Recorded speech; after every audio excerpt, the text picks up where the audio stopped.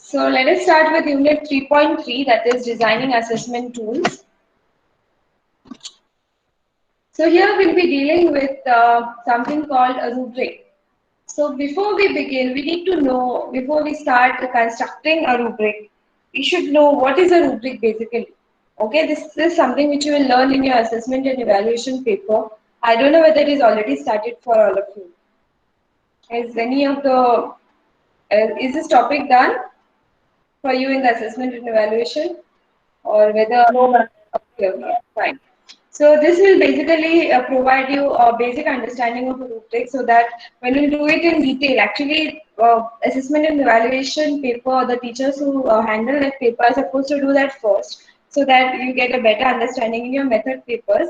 But never mind, here you can get a brief idea of what a rubric is so that it will be easier for you on both the papers. Okay. So let us see what is a rubric first of all. A rubric is an assessment tool that clearly indicates achievement criteria across all the work components of any kind of student's work, from written to oral. Okay, so when you read this, you can understand this. It is an assessment tool, isn't it? Which will have certain achievement criteria mentioned in a chart form, okay, across all the components of a child's work. Say, suppose if you are given a child a project to do. So whatever components of assessment which are associated with that project work will be mentioned in this particular assessment tool so that you can assess the child looking at each component which is required to be fulfilled or which is required to be a part of the project that you have given to the student. Okay, and it also says that it can cover anything from written to oral to visual. Okay, any kind of assessment can be done with the help of done with the help of this tool, that is a rubric. Okay, so this is an assessment tool. Understand that first. So you have a pretty good idea of a rubric by now. I showed you all one image yesterday online wherein you saw a table with columns and rows having different criteria and the levels. Okay, so we'll see more about it in more detail in a more structured way. Uh, what is that called? And we know now that it is called a rubric and it is an assessment tool. Okay, so this much you need to be very clear of.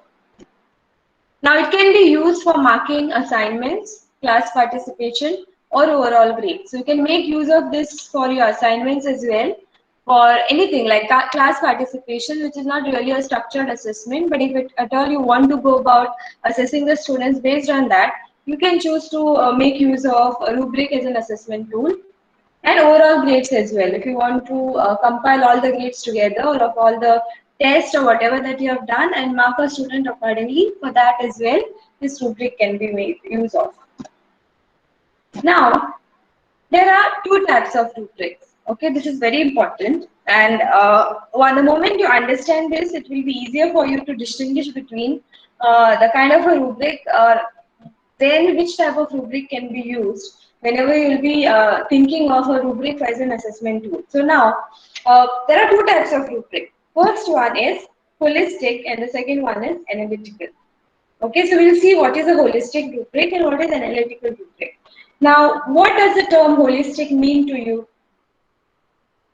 In general, if it is not, if not related to rubric, what does the term holistic mean to you? We say holistic development, we say holistic performance or something. What is the meaning of the term holistic? Any one of you can answer.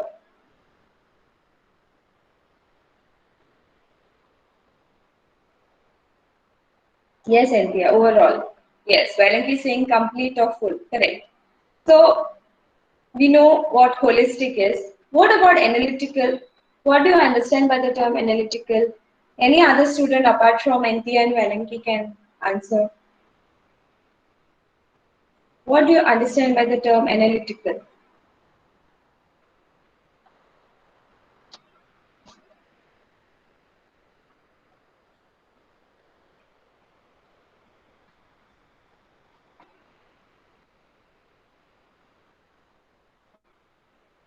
Okay, analyzing LY. Okay, ANALY, analyzing performance. Okay, I asked. Okay, analyzing performance. Fine. So, what do you do when you analyze the performance? Is there anything specific that you do when you go analytical or when you want to analyze the performance? That's what I want to know. The meaning that you understand.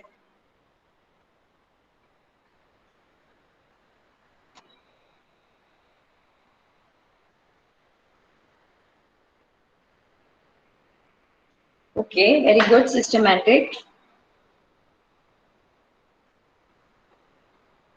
Something better, okay. Really saying that check if it adheres to certain standards, okay. Because we'll be setting few. Standards as in here, it would be more of criterion. LC or your observation, she's saying observe. Okay. Analysis, which is not possible without observation. Very good. Pranita is saying logical reasoning. Okay. Good enough. Now, so let us see how these analytical and holistic rubrics differ from each other and why they are named so. Okay, so to start with, we'll just distinguish them based on certain points. Now, let us only focus on this analytic section first. Okay. Now, here each criterion is evaluated separately. Okay. Now, it will be easier for us to compare it. So, we'll just look at holistic. I think that's the best way to go about. So, in analytical, each criterion is evaluated separately. Okay, just read it. Now, holistic is all criterion are evaluated simultaneously. So, here in analytic, every criterion that you mention will be evaluated individually, separately. And in holistic, it will be evaluated together or simultaneously. Now, there are few advantages mentioned for each of these types of rubric. We'll discuss that after we know what is a rubric or how does an analytic rubric look like or how a holistic rubric look like. Okay, so let us go ahead. For now, you just need to know that analytic assesses each criteria and holistic rubric and evaluates all criteria. Okay, so let us go ahead to the next slide. Now, let us just see what a holistic rubric is in detail. Now, holistic rubrics group several different assessment criteria and classify them together under grade heading or achievement levels. Okay, it might sound a bit confusing for you, but just read it. Here it says that several different assessment criteria. Okay, you have several criteria. It is not that you like there's only one criteria using which you will be developing a holistic rubric. There are different assessment criteria, but it is classified under grade heading or achievement levels. A single grade heading or achievement levels. Now let us see an example here. So this is how a holistic rubric will look like. So here if you note that there is something called score, okay, which is put here from 5 to 0, okay, and there is a description, okay, and the description will differ based on the score which is mentioned. So for score 5, you can see that in description it is mentioned that it demonstrates the student demonstrates complete understanding of the problem. Now, the structure of this description would differ based on what kind of a work and what kind of a criteria you have set. Okay, so the first description for score 5 is demonstrates complete understanding of the problem and all requirements of task are included in response. So here a student would get 5 points if the student demonstrates a complete understanding and all the requirements are met. For score of 4, it describes, it demonstrates considerable understanding. It is not complete understanding, but considerable understanding, and all requirements of the task are taken care of. Now for 3, it says, instead of considerable, it is partial understanding of the problem, and most requirements of the task are not all, but from all it has come to most. So if you see, based on the score, the description is also changing. Now, for 2 marks, it says demonstrates little. So it's from complete, considerable, partial to little. Okay, so that's why the student will be given 2 marks because the student would demonstrate little understanding and many requirements of the task are missing. So here most of the requirements were met, sometimes all requirements were met, but a student who doesn't meet all the requirements or most of the requirements are missing when a student performs or maybe solves a particular problem, then a student would be given 2 marks. Similarly, for 1 mark, if it would be like it demonstrates no understanding of the problem. If a student doesn't understand the problem or doesn't demonstrate his or her understanding, and a student would be given 1 mark. And if there is no response or no task attempted, then it is 0. Okay, now if you see the basic understanding, if you try and understand how an assessment should be done or how it is. So if you see that 1 mark and 0 here, here for 0 you cannot see. This is what it shows. Like if even if you attempt a particular answer, okay, attempt a particular question and you try to answer it in your own understanding, then you cannot be given 0 mark. That's what I was discussing with you on that day.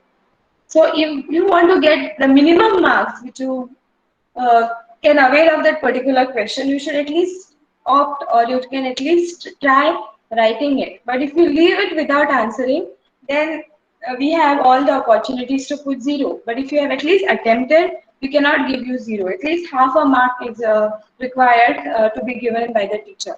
Okay, so that's why many of us, many of the teachers do advise the students to attempt the question and write whatever that they know about the concept, if not the correct answer.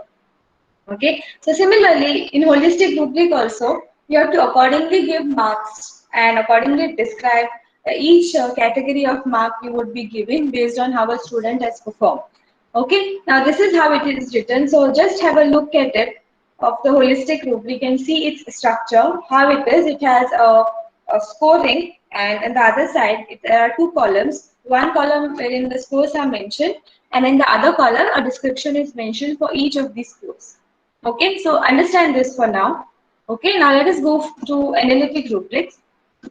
So analytic rubrics separate different assessment criteria and address them comprehensively. Okay, so here all the criteria are put together, okay, in holistic. But in analytic, each criteria is mentioned separately. So if you see here complete understanding and requirement. These are two things which are put together under the same heading. But here in analytic rubric it says several criteria. If you have 10 criteria, those 10 criteria are put separately and given its own description. Okay, we'll see how it is given and how it is done. Now the second point is, in a horizontal assessment rubric, the top axis includes values that can be expressed either numerically or by letter grade or a scale from exceptional to poor or professional to amateur and so on. Okay, so there can be different criteria, or there can be different levels at which you can distribute the marks depending on what marks you have decided for that given criteria. Okay, just you might find it a bit difficult to understand now, but everything will make sense the moment you see the rubric. That was the reason I asked you to read those three images. Okay, now the side axis, that's a vertical axis, includes the assessment criteria. Okay, horizontal rubric includes values which are expressed in several forms. It can be numerically like 1, 2, 3, 4, 5. It can be a letter grade A, B, C, D. It can be a scale from exceptional to poor. It can also be which is also from professional to amateur. Okay, so the side axis is nothing but the vertical axis. It is including the assessment criteria for each component. Now we'll see how that assessment criteria is comprehensively described. Okay, but to go ahead with it, we'll just read a few more points about analytic rubric. That analytic rubrics can also permit different weightings for different components. Okay, so each component can be given different weightage as well. Okay, it is not necessary that all the components are given equal weightage, like all the criterion should have equal marks. It also allows that each criteria can be given a different value by the teacher. That is also possible in analytic rubric.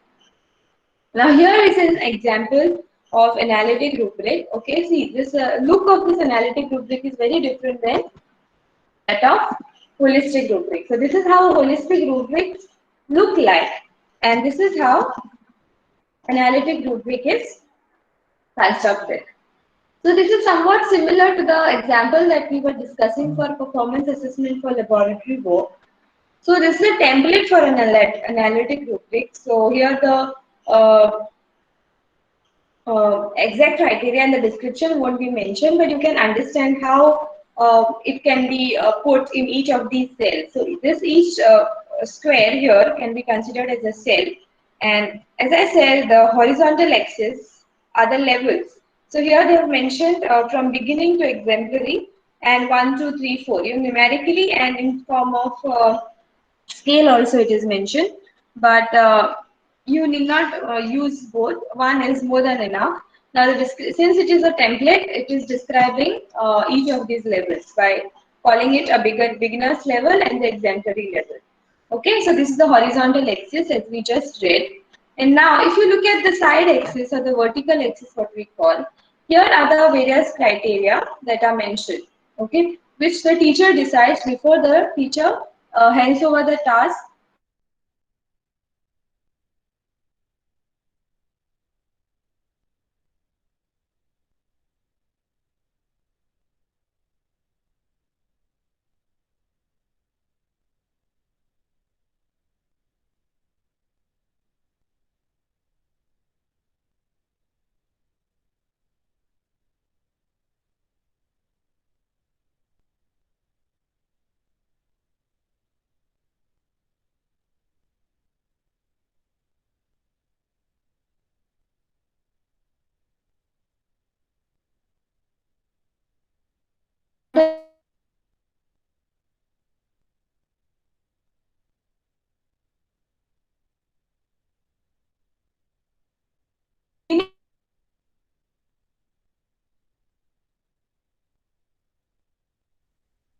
Column, it would reflect movement towards mastery level.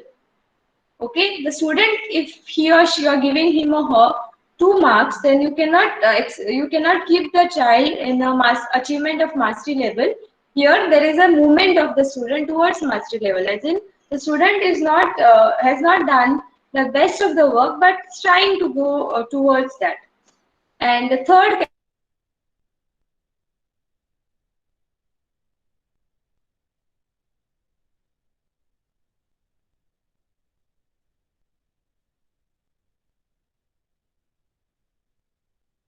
it reflects achievement of mastery level. And the child is a master of what he or she has done. Okay, and the last level, the top level of first criteria is the description reflecting higher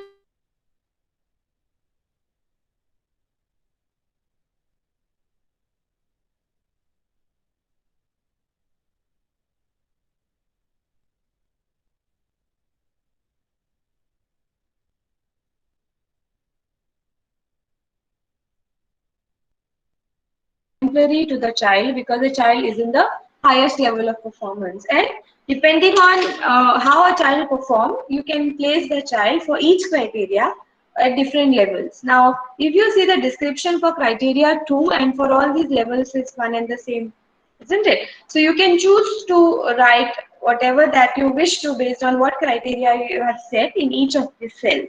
So this we can understand in a better way when we take an example, and we'll be discussing about various examples in the upcoming lectures.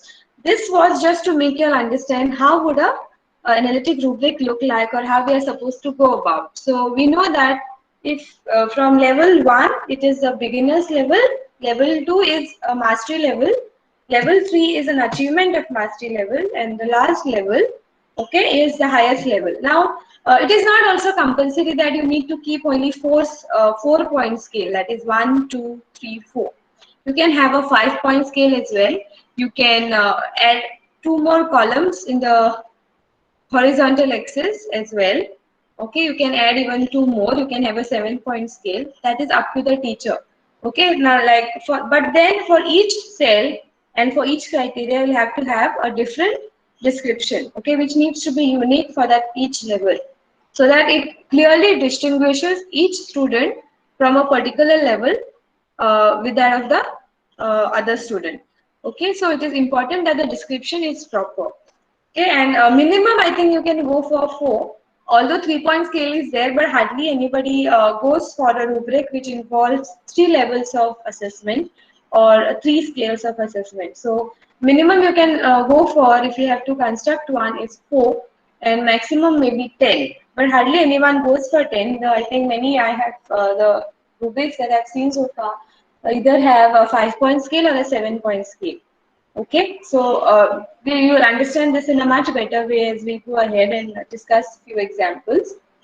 Okay, is the difference of analytic and holistic rubric clear so far? So if this difference is clear, we can move ahead maybe to the more complicated aspect related to rubrics. Is this clear?